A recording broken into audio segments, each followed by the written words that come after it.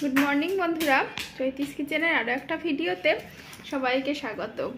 তো আজকে তো শনিবার, আর শনিবার হচ্ছে এর ছুটির দিন, মানে একে স্কুলে দিয়ে আসা থেকে সেই ডিউটিটার থেকে আমারও ছুটির দিন। তো ছুটির দিন তো আসলে রান্নার থেকে তো আর ছুটি নেই, তো সেটা তো করতেই হবে। তো আর এটা কি হলো? তো যাই হোক, শনিবার আজকে হচ্ছে নিরামিষের দিন। তো আজকে কি কি নিরামিষ রান্না করব সেটা সব আপনাদের সাথে শেয়ার করব। আর সমস্ত কিছু তরকারি কেটে গুছিয়ে নিয়েছি, না হলে রান্না করতে বড়ই অসুবিধা হয়ে যায়। তো চলুন দেখিয়ে দিই আজকে কি কি রান্না করছি। তো আজকে পটল ভাজা করব, পটলে নুন হলুদ মাখিয়ে নিয়েছি। আর এখানে বিনস, গাজর আর আলু দিয়ে করবো ভেজ মুগ ডাল। তো ডালটা সেদ্ধ করে রেখে দিয়েছি, আর সবজি কেটে নিয়েছি, আর করব ধোকার ডালনা। তো ধোকার ডালনাটাকে মানে ধোকাটাকে আমি বানিয়ে নিয়েছি, এটা ছোলার ডাল দিয়ে বানিয়েছি, আর সুন্দর এটা সেট হয়ে গেছে। আর এদিকে করব কুদরি আলু ভাজা। তো কুদরি আলুটা ভালো করে কেটে ধুয়ে নিয়েছি। তাহলে চলুন এবার রান্নাটা শুরু করি। বেশ অনেক রকমের রান্না অনেক দিন পরে করছি। তো এই যে পটল ভাজাটা আমি বসিয়ে দিয়েছি, পটল বেশ কয়েকটা ভাজা হয়ে গেছে। আর এই দেখুন পটল ভাজাটা কিন্তু হয়ে গেছে। আর পটল ভাজলে তেল তো কালো হবেই, তো তেলটা আর ফেলে দিই কী করে বলুন, সাধারণ বাঙালি মধ্যবিত্ত আমরা। তো ওই তেলেই কালো জিরে ফোড়ন দিয়ে দিলাম, করব হচ্ছে কুদরি আলু পোস্ত। তো কালো জিরেটা ফোড়ন দিয়ে তারপরে ফোড়নটা কয়েক সেকেন্ড একটু ভালো করে নেড়ে চেড়ে নিয়ে তারপরে কেটে রাখা কুদরি আর আলুটা দিয়ে দেব, দিয়ে বেশ ভালো করে ভাজবো সবজিটা। কারণ এই রান্নাটা একদম জল ছাড়া করলেই কিন্তু বেশ ভালো হয় খেতে। তো সেই জন্য জল দেব না, আর সেই জন্য সবজিটাকে ভালো করে ভেজে নেব যাতে সবজিটা সেদ্ধ হয়ে যায়। আর সবজিটা ভাজবার সময় আমি দিয়ে দিচ্ছি পরিমাণ মতন লবণ। তবে পোস্ত বাটা দেওয়ার পরেও কিন্তু লবণ একটু লাগে, কারণ পোস্ত তো অনেকটা লবণ টেনে নেয়। তো এই যে লবণটা দিয়ে সবজিটা এখন ভালো করে ভেজে নিচ্ছি। আর বেশ কিছুক্ষণ পরে দেখুন সবজিটা অর্ধেক ভাজা হয়ে যাবার পর এখন আমি দিয়ে দিচ্ছি হলুদ, আর হলুদটা দিয়ে বেশ ভালোভাবে ভেজে নেব যাতে সবজিটা সেদ্ধ হয়ে যায়। অনেকেই বাজারে গিয়ে এই কুদরি সবজিটাকে দেখে ভাবে এটা কি সবজি। তো আমিও সেরকম প্রথম দিকে চিনতাম না, তো তারপরে বাজারে যেতে যেতে চিনেছি সবজিটাকে, আর এখন বিভিন্নভাবে রান্না করার চেষ্টা করি। তো এই দেখুন সবজি ভাজা হয়ে যাওয়ার পর কিন্তু আমি বেটে রাখা পোস্তটা দিয়ে দিলাম। আর পোস্ত বাটার সময় কিন্তু আমি এর মধ্যে 3-4টে কাঁচা লঙ্কা দিয়ে দিয়েছিলাম। আর এই যে আরও যে কিছুটা পোস্ত বাটা মিক্সিং জারে রয়ে গেছে সেটুকু দিয়ে দিলাম, দিয়ে এবার অল্প একটু সামান্য একটু জল দেব। আর তারপরে এই যে অল্প জল দিয়ে পরিমাণ মতন নুন আর চিনিও আমি দিয়ে দিয়েছিলাম, দিয়ে ভালো করে নেড়েচেড়ে এবার নামিয়ে নেব। দেখুন একদমই কিন্তু শুকনো শুকনো হবে এই জিনিসটা, তবেই কিন্তু খেতে ভালো লাগবে। খুব বেশি ঝোলঝোল কিন্তু এই রান্নাটা একদমই ভালো লাগে না। তো এই যে দেখুন আমার এই রান্নাটা কিন্তু একদমই হয়ে গেছে, আর এবারে নামিয়ে নেব। আর এই যে কুদরি আলু পোস্ত একদম রেডি। এবার চলুন নেক্সট রান্নায় চলে যাই। আর এবারে করে নেব ডালটা।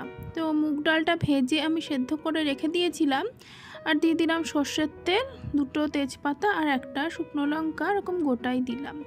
আর ফোড়নে দিয়ে দিলাম একটু গোটা জিরে। তো ফোড়নটা রেডি হয়ে যাওয়ার পর এখন কেটে রাখা সবজিটা আমি দিয়ে দিচ্ছি, দিয়ে সবজিগুলো ভালো করে ভেজে নেব। আর সবজি ভাজবার সময় আমি বরাবরই যেটা করে থাকি সেটা হচ্ছে অল্প একটু লবণ দিয়ে দিই, তাহলে সবজিটা তাড়াতাড়ি ভাজা হয়ে যায়। তো সেরকমই লবণ দিয়ে একটু হলুদ দিয়ে সবজিটা ভেজে নিয়ে তারপরে দিয়ে দিলাম একটু আদাটা আমি গ্রেট করে নিয়েছিলাম, বাটাও দেওয়া যেতে পারে। তো আদাটা দিয়ে একটু ভাজা ভাজা করে নিয়ে তারপরে এর মধ্যে দিয়ে দিলাম 2-3 চামচ মতন জিরে ধনের গুঁড়ো। একটু মশলা দিয়ে এই ভেজ ডালটা করলে কিন্তু খেতে পুরোই অনুষ্ঠান বাড়ির মতন লাগে। এই যে দেখুন মশলা দিয়ে ভালো করে কষিয়ে তারপর সেদ্ধ করে রাখা ডালটা আমি দিয়ে এবার এর মধ্যে হলুদ আর নুন চিনি যা যা দরকার সেসব দিয়ে ভালো করে ফুটিয়ে নেব। আর এই ভেজ মুগ ডালে আমার কিন্তু একটু মিষ্টি মিষ্টি খেতেই ভালো লাগে। তো সেই জন্য আমি কিন্তু মুগ ডাল যখন ভেজ মুগ ডাল করি তো তখন কিন্তু একটু মিষ্টিটা বেশি দিই। তো এই যে ডাল কিন্তু ফুটে গেছে ভালোভাবে, আর এখন আমি ভাজা মশলা দিয়ে দিলাম। আর এই ভাজা মশলাটা হচ্ছে জিরে, ধনে, গোটা গরম মশলা আর তেজপাতা আর 2-3টে শুকনো লঙ্কা শুকনো খোলায় ভেজে আমি গুঁড়ো করে নিয়েছিলাম। আর এই ভাজা মশলাটা দিলেই কিন্তু একদম অনুষ্ঠান বাড়ির ভেজ ডালের মতন স্বাদ এবং গন্ধ দুটোই চলে আসে, আর খেতে কিন্তু বেশ ভালোই লাগে। এইভাবে যদি বানান তাহলে কিন্তু একদম অনুষ্ঠান বাড়ির মতন স্বাদ গন্ধ আসবে। তো এই যে ডালটা আমার হয়ে গেছে আর এটা নামিয়ে নিয়েছি। আর এবারে সবার শেষে করব হচ্ছে ধোকার ডালনাটা। তার কারণ এই ধোকা রান্না করতে বেশ অনেকটা সময় লাগে, তার কাছে ধোকাগুলো ভাজতে অনেকটা সময় লেগে যায়, তো সেই জন্য পরে করছি একদম শেষে আর কি। তো সর্ষের তেল দিয়ে এবার বানিয়ে রাখা ধোকাগুলো আস্তে আস্তে ভেজে নেব। আজকাল আমি এই ধোকাটা কিন্তু একটু অন্যভাবে বানাই, মানে যেমন ডাল বেটে কড়াইতে দিয়ে নেড়ে চেড়ে শুকনো করে তারপরে আমরা যেরকমভাবে ধোকা বানাই, আমি কিন্তু ওভাবে করছি না। মানে আমি করি হচ্ছে ডালটা বেটে ভালোভাবে সব কিছু দিয়ে মিক্স করে একবারে একটা থালার ওপরে নিয়ে জলে ভাপিয়ে নিই, তাহলে কিন্তু ধোকা অনেকটাই কম তেল টানে। তো এই ধোকা বানানোর প্রসেসটা অন্য আরেকদিন একটা ভিডিওতে আপনাদের সাথে শেয়ার করব। তো দেখতে দেখতে ধোকাগুলো আমার ভাজা হয়ে গেল, আর এখন এগুলো তুলে নিচ্ছি। আর এরপরে এর মধ্যে দিয়ে দিলাম আরও একটু তেল। এবার তেল দিয়ে দেবো গোটা জিরে ফোড়ন। ফোড়নটা দিয়ে তারপরে আমি কেটে রাখা আলুগুলো দিয়ে দিচ্ছি। আর এই আলুগুলো কিন্তু আমি জলে সেদ্ধ করে নিয়েছি আগে, তার কারণ আমি ধোকার ডালনা রান্না করলে দেখেছি এই আলু কখনো সেদ্ধ হতে চায় না, মানে আলুগুলো যেন কেমন একটা শক্ত শক্ত থেকে যায়, হাফ সেদ্ধ হয় আর হাফ কাঁচা থাকে। তো সেজন্য আজকে আমি সেদ্ধ করে নিয়েছি আলুগুলো। তো আলুটা ভেজে তারপরে এর মধ্যে দিয়ে দিলাম হলুদ গুঁড়ো, আর এরপর দিয়ে দিচ্ছি মশলা, দিয়ে দিলাম জিরে ধনের গুঁড়ো, আর এরপরে দিয়ে দেব কাশ্মীরি লঙ্কার গুঁড়ো। চাইলে কিন্তু লাল লঙ্কার গুঁড়ো দেওয়া যায়, তো আমি দিলাম না। আর এই যে আদা লঙ্কা আর টমেটোর পেস্ট আমি দিয়ে দিলাম। আর এই এখনকার টমেটোগুলোতে কেমন যেন রং হয় না, কেমন সাদা সাদা ধরনের, মানে পেস্ট করলে সাদা সাদা একটা রং আসে।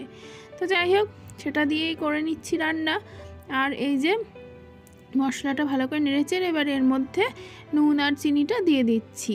এবার সমস্ত মশলাটা ভালোভাবে কষিয়ে নেব।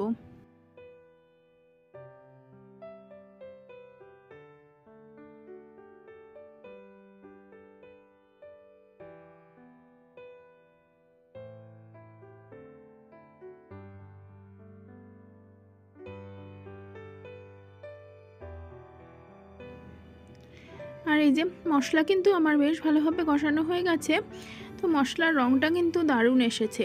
আর এবারে দিয়ে দেব পরিমাণ মতন জল দিয়ে সমস্ত মশলা একটু ভালোভাবে মিশিয়ে নেব, দিয়ে তারপরে এটা ভালোভাবে ফুটিয়ে নেব। যখন ভালোভাবে ফুটে উঠবে তখন এর মধ্যে ভেজে রাখা ধোকার পিসগুলো অ্যাড করে দেব।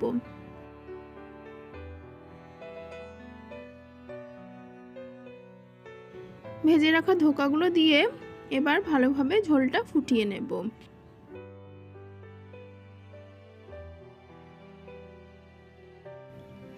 আর এই যে ঝোলটা কিন্তু ভালোভাবে ফুটে গেছে, আর একটু ঝোলঝোলই নামাবো, তার কারণ ধোকা কিন্তু বেশ অনেকটা ঝোল টেনে নেয়, তো সেজন্য একটু ঝোলঝোল নামাবো যাতে পরে খেতে সুবিধা হয়।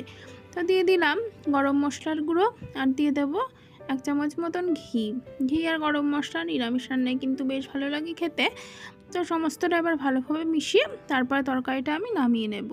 রেডি আজকের ধোকার ডালনা।